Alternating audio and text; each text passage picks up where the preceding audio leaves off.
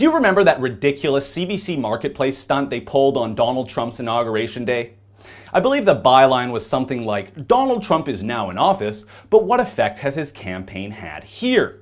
They deemed it the Trump effect, and if you recall, they hired an actor to try to sell t-shirts with phrases like white power, white pride worldwide, and make Canada great again on the streets of Barrie, Ontario. This was, of course, an attempt by the CBC to prove that racism or white nationalism was alive and well in Canada, and Donald Trump was to blame.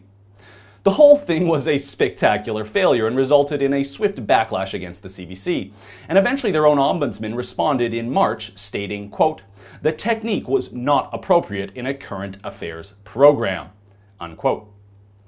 Thankfully, we just got our hands on an exclusive access to information packet that shows the details and inner workings at CBC that went into shaping this ill-advised segment. And well, let me just start by saying the majority of the packet is absolutely filled with complaints from everyday Canadians just disgusted and objecting to the whole thing. Let me assure you, this was not some one-off complaint. Given the swift and rather public backlash against the segment, you would perhaps expect that maybe this was some rogue operation that was not approved by the appropriate higher-ups at CBC. But according to the information in the package, that is not the case at all, as the scripts were heavily circulated around for approval before the segment was taped. There was, however, one change made. Originally, the title of the segment was to be a little less nuanced. It was Racism in Canada. That was later changed to The Trump Effect. There was one internal email chain that caught my eye because it appeared there might have been someone with sober second thought at the CBC when Cindy Scanlon, a longtime CBC media producer, put in a request to pause any further action on this story. But that was overruled by communications manager Megan Campbell. Quote, "No need for initiative to take any action, Cindy. Thanks," unquote.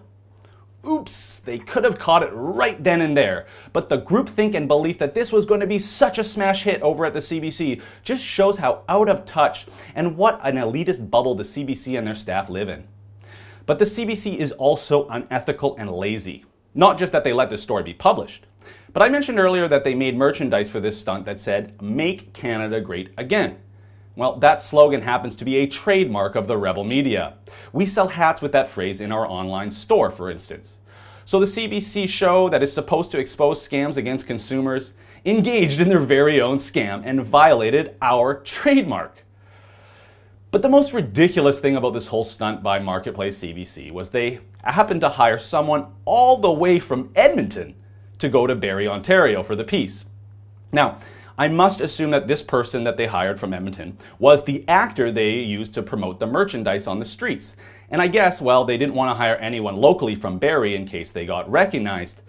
But is the CBC really going to tell us that they couldn't find, what, one of thousands of out-of-work actors in Toronto and have them drive the hour up to Barrie for this? And in typical CBC form, they put this actor up at the very high-end Fairmont Royal York Hotel in Toronto. Gluttony, CBC style. This is what our $1.5 billion subsidy goes to each year. This just proves, though, what conservatives in this country have known for years. The CBC has outgrown its usefulness, but it's starting to get beyond just being useless and actually starting to become destructive to the fabric of Canadian society. There is no group of people less in touch with everyday Canadians than CBC staff and journalists. This story and the subsequent information revealed in our Access to Information packet proves it. For the Rebel.media, I'm Christopher Wilson. Thanks a lot for watching. You know, these Access to Information packets, they help us reveal a lot about the CBC and this Liberal government, but they're not free. So if you go to rebelinvestigates.com and chip in a few bucks, help us keep the CBC and this Liberal government to account.